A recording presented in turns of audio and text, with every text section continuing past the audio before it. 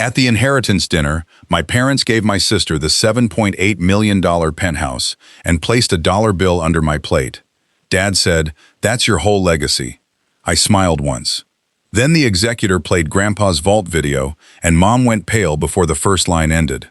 I lifted my plate to move it 6 inches for the centerpiece and found a single dollar bill folded once underneath it, sitting flat against the white tablecloth like it had been measured into place.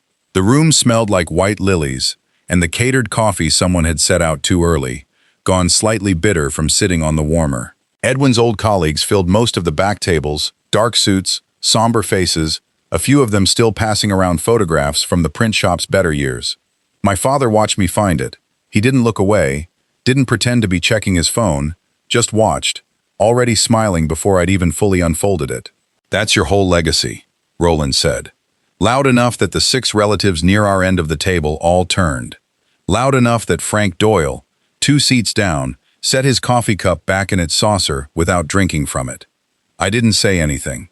I refolded the bill along its existing crease and put it in my breast pocket, the same motion I'd use filing away any piece of evidence I didn't yet have a use for, and looked back toward the screen at the front of the room where the Executor was setting up a laptop. My sister Renee didn't laugh out loud, but her mouth did the thing it does, the small private satisfaction of someone watching a joke land exactly the way she'd hoped. She'd arrived that morning in a black dress that had clearly cost more than most of the room's combined outfits, already speaking about the penthouse in the past tense, already mine, the way she'd referred to things as already hers since we were kids. My mother Eleanor reached over and squeezed Roland's hand once, approving, like he'd said something thoughtful instead of something cruel. A cousin 3 seats down let out a short, surprised laugh before catching herself and looking away, embarrassed, the way people get when they've laughed at something before deciding whether they were supposed to. Lena, my wife, found my hand under the table the second the dollar bill left my fingers and went into my pocket. She didn't say anything either, not in front of everyone, but her thumb pressed once against my knuckles, a small, deliberate pressure that meant the same thing it always means between us. I see exactly what just happened, and I'm right here. If you're new here, welcome to Family Secret Tales. I'm Adrian, and that dollar bill was supposed to be the end of the story my family told about me that afternoon. By the time the video they'd prepared finished playing, it had become the beginning of a very different one, and my mother went pale before the first line of what came next was even finished. Edwin's estate came down to 2 things that actually mattered. The penthouse, $7.8 million on paper, the place he'd moved into after Grandma died. All glass and skyline view, the kind of asset that gets its own line item in every conversation our family had ever had about the future. And the print shop, worth a fraction of that on paper, worth considerably more to anyone who'd actually spent time inside it. Renee had been calling the penthouse hers in casual conversation for at least 2 years before Edwin died, the way you'd refer to a vacation house you already booked. Roland never corrected her, nobody did. The plan, as far as I could tell sitting at that table, was simple. Renee gets the penthouse, the real prize, and whatever recording got played today was there to make that distribution look like Edwin's own idea instead of a decision the family had already made for him. Edwin built that print shop from a single second-hand press in 1974, and by the time I was old enough to walk there after school, it was the only place in my entire childhood where being quiet and careful made me the favorite instead of the afterthought. Renee never liked the smell of the ink, never liked standing still long enough to learn how the feed rollers worked, so she stopped coming around by the time she was 12. I kept showing up every week until I left for college, then every visit home after that, until the shop closed down quietly during Edwin's last 2 years of illness, the machines sitting dormant, the front windows papered over. Roland never once set foot inside that shop in all the years I can remember. He used to call it your grandfather's hobby that never made real money, said it at enough dinners that I stopped expecting him to say it any differently. What he never said, not once, was that Edwin had been quietly paying down the mortgage on Roland and Eleanor's own house for 9 years, using profits from that same hobby, a fact I only learned secondhand, years later, from Frank.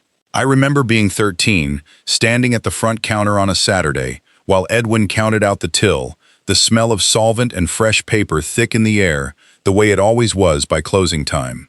Roland had come by to pick me up, stood just inside the door without coming any further in, car keys jingling impatiently in his hand. "You let him work the register?" Roland asked, like it was a strange thing to find a kid doing. "He's better at math than half the adults I've hired," Edwin said, not looking up from the cash drawer. "He's got homework," Roland said. "He's got a trade," Edwin said. "Different thing, more useful, some weeks." Roland didn't argue with him directly, never did, not to Edwin's face. He just waited by the door, jingling those keys, until I'd finished counting. The same posture he kept for every visit after that, for the next 25 years.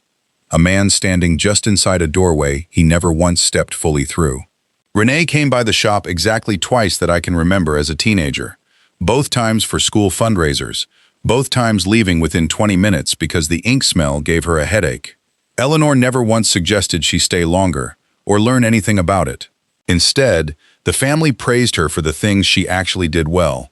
Dance recitals, honor roll, a string of boyfriends Roland approved of on site, while my own report cards got a nod and a good job before the conversation moved straight to whatever Renee had accomplished that week. I remember one specific dinner, maybe a year after the counter incident with Roland, where I'd just placed second in a regional science competition for a project on audio restoration techniques, something I'd actually been proud of building myself. Renee had come home that same week with a B+ on a math test she'd been struggling with all semester. A B+ in that class with that teacher, Eleanor said, beaming, refilling Renee's water glass. "That's incredible, honey. Nobody asked me a single question about the competition beyond, 'That's nice.' I didn't say anything about it either. By then, I'd already learned the shape of the thing well enough not to expect different. By the time I was in college for the work I do now, I'd already spent a decade learning, without realizing it was a skill yet, how to listen for the difference between what a recording says and what's actually true. Edwin used to make me listen to old radio broadcasts on a reel-to-reel he kept in the back office, testing me on which parts had been edited for time, which splices I could catch by ear before I ever touched a piece of professional equipment. "Most people never learn to hear the seams," he told me once. "They just believe whatever sounds confident enough." I didn't understand, at 16, that he was teaching me something I'd need exactly once, in a room full of his own friends, 22 years later. Margaret Holloway, my grandfather's estate executor, cleared her throat at the front of the room. "Before we move to the formal reading," she said, "the family asked that I play a recording Edwin left. They tell me it captures his final wishes, in his own words." I sat very still. Not because I was bracing for grief, because something about the framing, in his own words, the way Roland had specifically requested it be introduced that way to a room full of Edwin's actual friends, had already put me on alert before a single frame played. The screen lit up. My grandfather's face, 81 years old, sitting in the leather chair from his study, the one with the cracked left armrest he refused to ever replace. "I want to be clear about what happens after I'm gone," recorded Edwin said, voice a little rough, the way it got in his last year. "Renee has earned the penthouse. She's been here for me. Adrian will understand." The recording continued for almost 2 more minutes, Edwin's voice moving through a few more lines about the family, about Roland's steady presence, about wanting everyone to stop fighting over things that don't matter. Each sentence landing smoothly enough that, to anyone not listening the way I was trained to listen, it sounded exactly like a man saying goodbye in his own words. I watched my family's faces instead of the screen for most of it. Roland nodding along like he was hearing it for the first time, even though I'd later learn he'd watched this exact recording at least a dozen times while building it, refining it, until he was satisfied it would hold. Eleanor dabbing at her eyes with a napkin she'd clearly prepared in advance, perfectly clean, never actually pressed to her face. Renee staring straight ahead, composed, not crying at all, the only person in the room who already knew, with certainty, that there was nothing in that recording worth crying over. 11 seconds in, I'd already clocked it. The audio behind Edwin's voice had a texture shift, a barely perceptible drop in room tone right before the line about Renee, the kind of seam that exists when 2 separate recordings get stitched together, and the person doing the stitching doesn't know what to listen for between the cuts. I do this for a living. I authenticate recordings for attorneys and insurance companies who need to know whether something is what it claims to be. Courtroom-grade work. The kind where a verdict can hinge on whether a single second of audio holds up under analysis. 11 seconds in, I already knew this wasn't one continuous recording of my grandfather saying anything. I didn't say a word. I let it keep playing. Before I tell you what I did next, if you're the kind of person who's ever sat through your own family rewriting history in real time and had to decide whether to let it finish or stop it cold, you already know why I stayed quiet a little longer. This channel exists for exactly that decision. Stick with me, because the next part is the part that actually mattered. 3 weeks earlier, before any of this, before the dollar bill, before the gathering had even been scheduled, I'd requested copies of every archived recording the family had of Edwin from the last 5 years of his life. I framed it to my mother as wanting to put together something personal, a private project, nothing she needed to worry about. She sent me a drive with 11 files on it, dated, labeled in her own careful handwriting, the kind of organized detail she'd always brought to anything that mattered to her. I didn't tell her why I actually wanted them. I'd learned a long time ago that if you ask my family for something directly, they have time to control what version of it you get. I want to be honest about something here. There was a version of that week where I almost let the request go entirely, almost told myself I was being paranoid, building a case against people for a crime I had no actual reason yet to believe they'd actually committed. What stopped me wasn't suspicion about the video. Not yet. I didn't know about the video yet. It was remembering a conversation from 2 years earlier I'd never fully let go of. I mentioned the archive request to Lena that same week, mostly in passing. The way you mention something you're not sure is worth mentioning yet. You think they're going to do something with the will, she said. Not a question exactly. I don't know what I think, I said. I just want to have my own copies of things before anyone decides what version of Grandpa I'm allowed to remember. That's not paranoid, she said. That's just knowing your family. I almost told her to forget I'd said anything. Almost laughed it off, the way I usually do when I catch myself sounding like I'm building a case against my own parents. What stopped me that time was watching her face, the complete absence of surprise in it, like she'd been waiting years for me to finally say out loud something she'd already quietly known. After a flood in my parents' basement, Roland asked me to handle the insurance paperwork on a box of old home recordings that had gotten water damage. I did what he asked, filed the claim, photographed the damage, itemized 11 tapes and 2 external drives at a combined replacement value of $2,200, and assumed the originals were gone, the way he told me they were. The insurer paid out $1,800 on the claim within a month, and I never thought about it again. 8 months later, at my cousin Marisol's engagement party, she pulled out her phone to show me something. "Your dad showed me some old videos of Grandpa from his birthday a few years back," she said. "The one where he's wearing that ridiculous paper crown? Hilarious." "Which birthday?" I asked, already feeling something tighten in my chest before I understood why. "The surprise one, with the whole shop crew there. 2019, I think?" He said he found it on an old laptop. I didn't correct her. I didn't explain that the recording she was describing matched, exactly, one of the 11 tapes I'd personally documented as destroyed in a flood 8 months earlier. I just smiled, said something non-committal, and filed the detail away the way I file away anything that doesn't fit yet. I never confronted him about it. I moved on with my life, mostly. I didn't think about it again until 11 seconds into a video at my grandfather's memorial, hearing a room tone shift I recognized in my bones before my conscious mind had even caught up.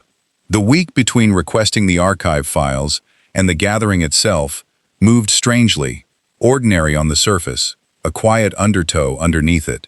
I went to work, reviewed 2 unrelated client cases, picked up groceries on Thursday like every other Thursday. Lena caught me twice that week, standing in the kitchen with my laptop open, to the same paused frame of an old recording, just looking at it, not analyzing anything, just looking. "You don't have to solve this before Saturday," she said the second time, closing the laptop gently herself. "I know," I said. "I just want to be ready if I need to." Frank Doyle found me near the drinks table about 20 minutes before the gathering reconvened for the formal reading. Frank had run the print shop floor alongside Edwin for 31 years, longer than I'd been alive. "Your grandfather and I talked, the month before he went into hospice," Frank said, quiet, just between us. "He told me exactly what he wanted for that shop, and for you. Wasn't anything like what your father's been saying today. What did he say? I asked. Said you were the only one who ever asked him how a press actually worked, instead of just asking him for money, Frank said. Said the shop needed someone who'd run it the way he ran it, not sell it off the second it was convenient. He paused, glancing toward where Roland stood near the front of the room, already rehearsing his composure for the gathering that was about to reconvene. He also said something I didn't fully understand at the time, said if anyone ever tried to tell a different story after he was gone, you'd be the one who could tell the difference. Didn't explain what he meant by that. I think I know what he meant, I said. Figured you might, Frank said. You want to tell me what's actually going on here? Or you want me to just wait and see? Wait and see, I said. But stay close. I didn't tell Frank what I already suspected about the video. I just thanked him and asked if he'd be willing to stay close by when the room reconvened. He said of course, like it was nothing, not realizing yet what I was actually asking him to be present for. The room reassembled. Margaret stood at the front again, laptop ready, the executor's binder open on the podium beside it. Renee had already moved to sit closer to the front, practically glowing, accepting quiet congratulations from two cousins who clearly had no idea what they were congratulating her for yet. Frank caught my eye from across the room and gave a small nod, the kind that meant he was still there, still watching, still willing. We'll proceed with the formal distribution now that everyone's seen Edwin's wishes, Margaret said. I stood up before she could continue. Before we proceed, I said, I'd like to request a routine technical verification on the recording. It's standard practice when a recording is being used as evidence of intent in an estate matter. The room went quiet in the way rooms do when someone says something nobody expected to hear at a memorial. A what? Roland said, already starting to smile again. The kind of smile that assumes whatever's coming is a misunderstanding he can talk his way around. Adrian, what are you talking about? I work in forensic audio and video authentication, I said. It's been my job for 11 years. I'd like to run a comparison between this recording and verified dated footage of Edwin to confirm it's a single continuous recording. This is a memorial, not a courtroom, Eleanor said, her voice doing the soft thing it does right before she asks for something. Your grandfather just died, and you want to turn his last words into an investigation? I want to confirm they're actually his last words, I said. If they are, this takes 2 minutes and changes nothing. Roland's jaw tightened. We don't need your permission to honor what my father wanted. He looked around the room, gathering allies with his eyes, the way he always did at family gatherings, expecting the room to fall in line behind him, the way it always had. I don't know why you're doing this today, of all days, but I'd ask you to sit back down and let us finish this with some dignity. You don't, I said, but Margaret does need to know whether the recording she just presented as evidence of his wishes is what it claims to be. And I'd ask you, in front of everyone here, whether you actually want me to answer the question of dignity right now, in front of all of these people, or whether you'd rather I waited until we were alone. Roland didn't answer that. The threat of it, vague as I'd kept it on purpose, was enough to make him hesitate for the first time all morning. Margaret looked between us, then at her binder, then back at me, taking a moment to weigh what she was actually being asked to do in front of a room full of grieving witnesses. If there's a legitimate question about authenticity, she said, I'm required to address it before distribution proceeds. Mr. Marsh, what specifically are you asking the room to allow? A side-by-side waveform comparison, I said. Verified footage of Edwin against the segment you just played. It's a standard forensic procedure, takes a few minutes, and I'm happy to walk through the methodology if anyone has questions about it. This is outrageous, Roland said. We're grieving, and he wants to turn it into a laboratory. Mr. Marsh, Margaret said, turning to Roland now, her voice even. Can you confirm the source and chain of custody for the recording presented today? Roland hesitated, just slightly, just long enough for me to see it land. It's footage of my father, from his own study. I don't see what chain of custody has to do with anything. It has to do with whether I can rely on it as evidence of his testamentary intent, Margaret said, which is precisely why I need to allow this comparison. I opened my laptop on the side table, the same files I'd quietly gathered 3 weeks earlier already loaded, and connected it to the room's display without asking anyone's permission a second time. This is Edwin from a verified recording, dated 18 months before his death, I said, playing a short clip, his voice steady, the room tone behind it clean and consistent. And this is the segment from today's video, isolated. I played 11 seconds of the final wishes recording. The same 11 seconds that had told me everything the first time. Listen to the room tone right here, I said, pointing at the waveform on screen. A visible discontinuity anyone could see once it was isolated and slowed down. That's not background noise shifting naturally. That's two separate recordings spliced together. This is ridiculous, Roland said, louder now, standing up himself. You're going to stand here and accuse your own father of faking a video of his dying father because you got a dollar bill you didn't like? I'm not accusing you of anything yet, I said, my voice rising to match his for the first time all day. I'm showing you a waveform. The accusation is whatever you say next, trying to explain it. A woman near the back, one of Edwin's former employees, said, not quietly, that does sound different. Listen again. A man beside her, another colleague from the shop's old days, leaned forward in his chair, frowning at the screen like he was trying to reconcile what he was hearing with 30 years of knowing Edwin's actual voice. I ran the second clip again. The discontinuity was unmistakable the second time, even to an untrained ear. Someone 2 tables over murmured, "Play it again," and I did, a third time, letting the room sit with it until nobody could pretend they hadn't heard it. Even if there's some technical glitch, Roland said, that doesn't change what he wanted. Renee earned that penthouse. Everyone in this family knows that. It changes whether the video you just had a room full of his actual friends believe was his own voice telling them so, I said. Renee's composure had started to slip by then, her eyes moving between the screen and her father, the first real crack in the performance she'd been holding all morning. I pulled up the second comparison clip. This segment, I said, matches a recording from 2019, Edwin's 78th birthday. The one you told the insurance company was destroyed in the basement flood, Dad. The one Marisol saw on your laptop 8 months after that claim was filed. The room actually went still then. Not quiet exactly, but still. The particular stillness of a room recalculating everyone in it at once. You kept it, Eleanor said, looking at Roland, not at me, her voice small in a way I'd never heard it before. You told me those tapes were gone. Eleanor, Roland said, sharp, a warning. You used my mother's footage, I said, louder again, deliberately, because this was the moment I'd decided weeks ago I would not soften for anyone in that room. You took recordings of a dying man laughing at his own birthday party, and you cut them into a fake confession about who deserves his house. That's not honoring him. That's wearing his voice like a costume. I gave him the old videos because I wanted his voice in the room one more time, Eleanor said, turning to me now, desperate. I didn't know what your father was going to do with them. I swear to you, Adrian, I didn't know. You knew enough to lie to me about the flood for 2 years, Roland snapped at her, and I watched my parents turn on each other in front of 30 people, the alliance that had run my entire family my whole life, cracking open in real time. Don't you dare, Eleanor said, turning on him now, her voice rising past anything I'd heard from her in years. You told me those tapes were destroyed. I cried about losing them, Roland.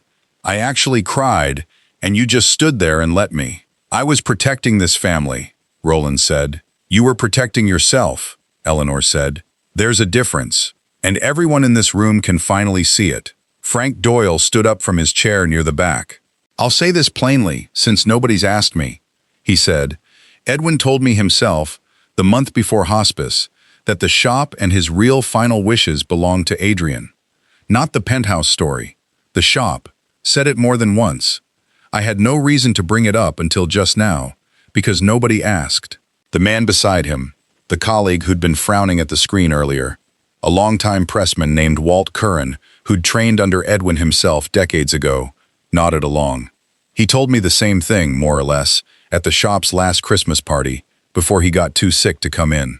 Said Adrian was the only one who ever actually wanted to learn the business instead of just inheriting it. Walt looked at Roland directly when he said it. No hostility in his voice. Just the plain certainty of a man stating a fact he'd had no reason to question until that afternoon. Eleanor pressed both hands flat against the table in front of her, like she needed something solid to hold on to. I told myself it didn't matter where the footage came from, she said, more to herself than to anyone. I told myself wanting to hear his voice again was reason enough not to ask questions. I think some part of me always knew that wasn't true. Renee, who had been silent through all of it, finally spoke, and her voice cracked on the first word. "I didn't make the video," she said. "I just believed it. That's not the same as lying."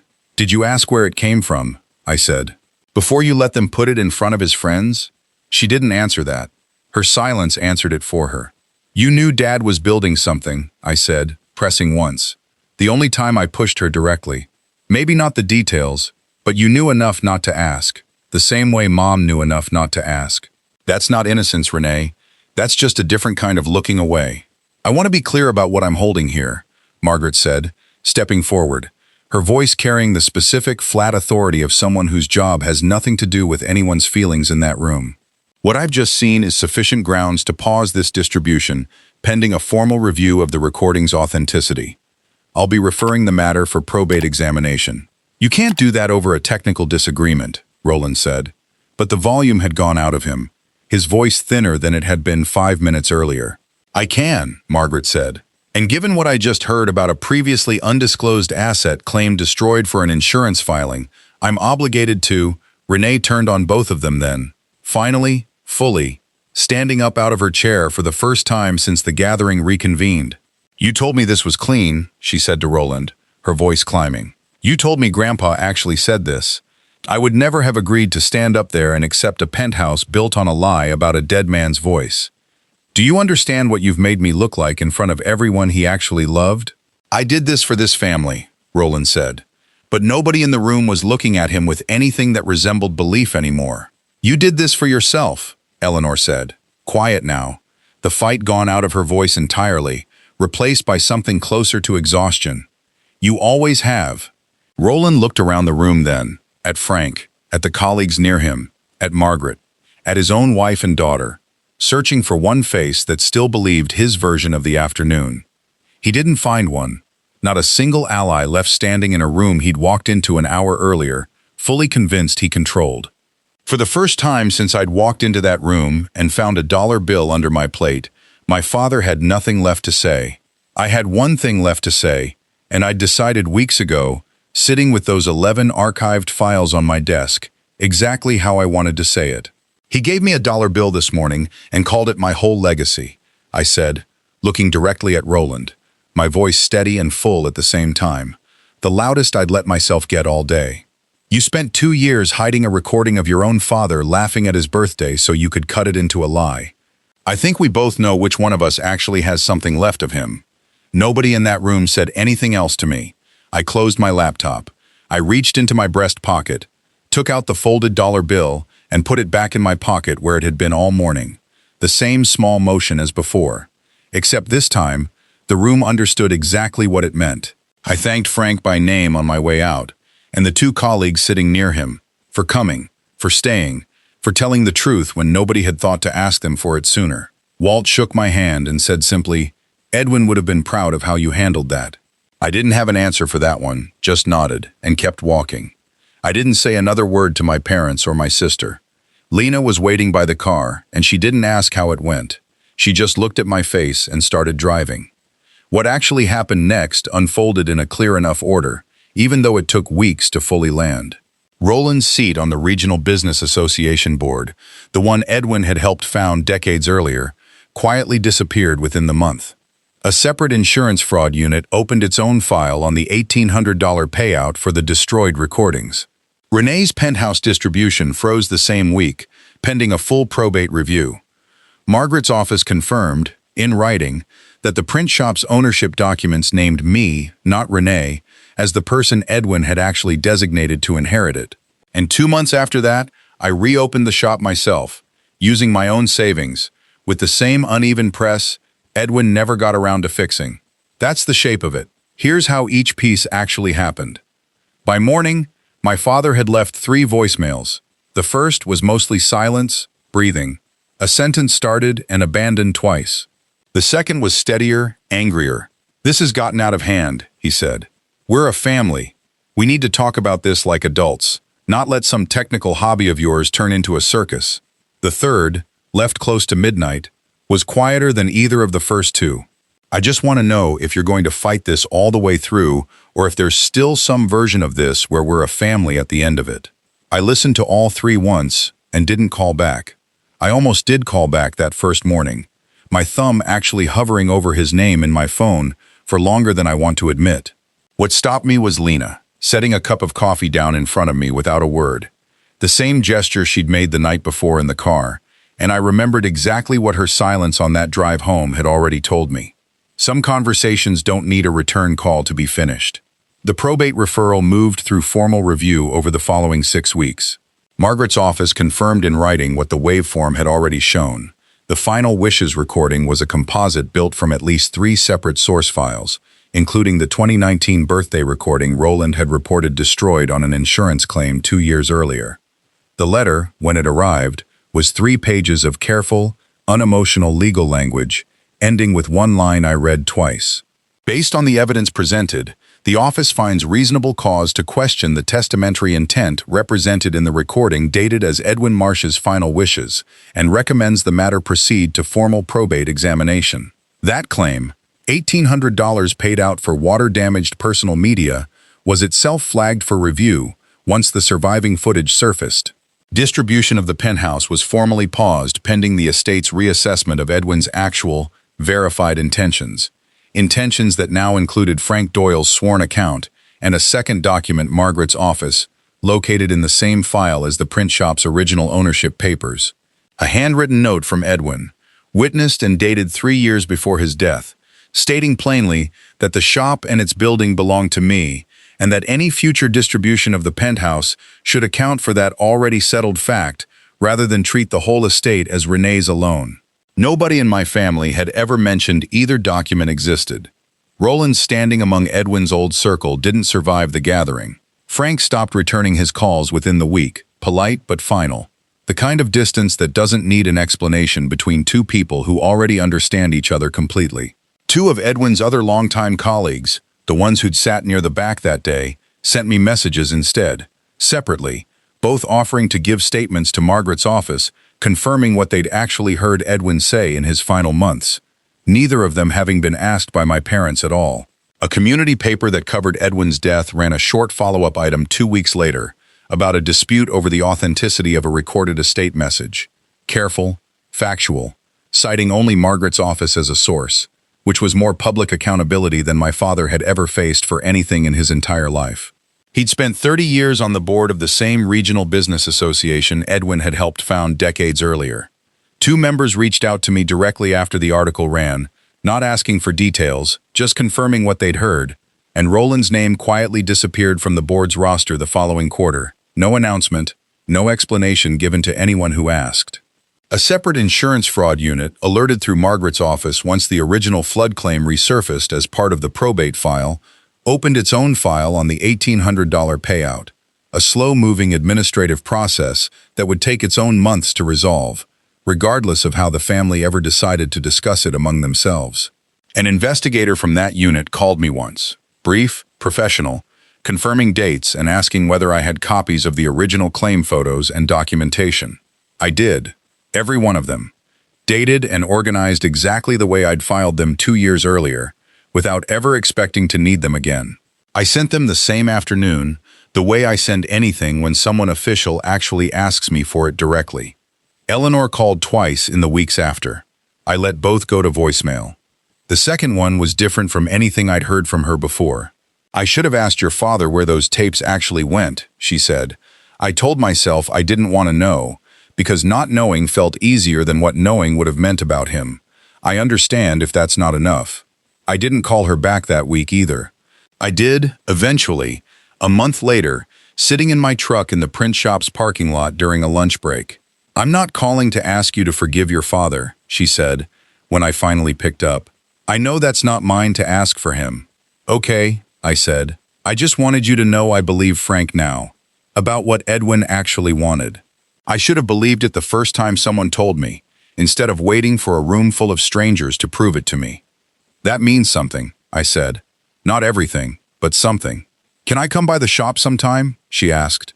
"Not to talk about your father, just to see it." "Yeah," I said. "You can come by." "I know," she said. Nothing resolved completely, that call, but something closer to honest than anything we'd said to each other in years. Renee's penthouse distribution remained frozen, pending the estate's full review, a process her own attorney told her could take the better part of a year given the fraud referral now attached to the file. The engagement she'd announced to a handful of relatives that same week quietly stalled too, her fiancé's family, according to Marisol, suddenly far more interested in waiting until things settle than they'd been a month earlier. She sent one message, 3 weeks after the gathering. "I hope you're happy," it said. I didn't answer it. There wasn't anything left to discuss that the probate office wasn't already handling more thoroughly than either of us could in a text thread. I used $41,000 of my own savings to reopen the print shop 2 months later, the building Edwin had actually, legally, quietly meant for me to run, the deed waiting in a drawer in Margaret's office the entire time nobody had bothered to check it. I kept the original press, the one with the slightly uneven roller Edwin always meant to fix, and never did. I hired back 2 of the old staff who'd been laid off when the shop went quiet during his illness, both of them showing up the first morning without me having to ask twice. We spent 3 weekends cleaning the floor, testing the old equipment piece by piece, replacing what couldn't be salvaged and leaving alone what could, the same kind of patient, methodical work Edwin had taught me to do with anything worth keeping. Lena helped me hang the new sign over the door the night before we opened, just the shop's original name repainted. Nothing added, nothing changed. "Feels different, doesn't it?" she said, stepping back to look at it. "Same building. Different ownership of the actual truth of it." "Yeah," I said, "it does." On the first morning we opened the register, I took the same dollar bill, still folded along its original crease, the same fold it had carried since the moment I'd lifted my plate and found it, out of my pocket, and put it into the till as the first dollar of an actual, working business. Not framed, not displayed under glass. Just back in circulation, doing the only thing money's supposed to do. A handful of neighborhood regulars wandered in that first week, people who remembered the shop from years ago and hadn't realized it had reopened, asking if we still did the same custom binding work Edwin used to be known for. We did. I quoted the first job myself, standing at the same counter I'd worked as a 13-year-old, calculating the same kind of estimate Edwin had taught me to run in my head before any customer ever saw it written down, and felt something settle into place that had been unsettled for longer than I'd let myself admit. By the end of that first week, the till had taken in just over $600, modest by any standard, nothing close to a penthouse, nothing that would impress anyone at a family dinner. It was the first $600 in years that had come from someone actually walking through that door and choosing to be there. No forged paperwork attached to a single bill of it. No recording of anyone's voice needed to justify a cent of it. Frank stopped by that same week, didn't buy anything, just stood in the doorway looking around at the machines for a long minute, taking in the smell, the layout, the same uneven roller on the press he'd worked alongside for 31 years. He'd have liked seeing this running again, he said. "I think so too," I said. "You know," Frank added, "Walt and I have been talking. We're both retired now, more time than we know what to do with. If you ever need an extra set of hands around here who already know the equipment, you wouldn't have to ask twice." "I might take you up on that," I said, and meant it more seriously than my tone probably let on. He nodded once, the same small nod from across the room at the gathering, and left without making it a bigger moment than it needed to be. I stood behind the counter that afternoon with no audience, no family, nobody watching me prove anything to anyone, just a quiet shop with the bell over the door and the smell of fresh ink, and thought about something Edwin told me once when I was 16, helping him reset the alignment on that same press. A real recording holds together because it's one continuous truth all the way through. You can always hear the seam in the fake one, if you know exactly where to listen. I used to think being the quiet one in my family meant I'd been given the smaller role, the dollar bill instead of the penthouse, the press instead of the praise. I understand it differently now. Quiet was never the absence of power. It was just where I kept it stored, untouched, until the exact moment a room full of people needed to hear it all at once. Lena locked up the shop with me that evening, the bell over the door giving its small, ordinary ring as we stepped out into the parking lot. The streetlights just starting to come on along the same block Edwin had walked 1,000 times before me. Neither of us said much on the walk to the car. We didn't need to. Some things hold together on their own, the same way a true recording does, without anyone needing to explain the seams because there aren't any to find. If you've ever had to prove your own family's grief was staged before you could even start grieving yourself, I want to hear in the comments how you found the seam. I'll see you in the next one.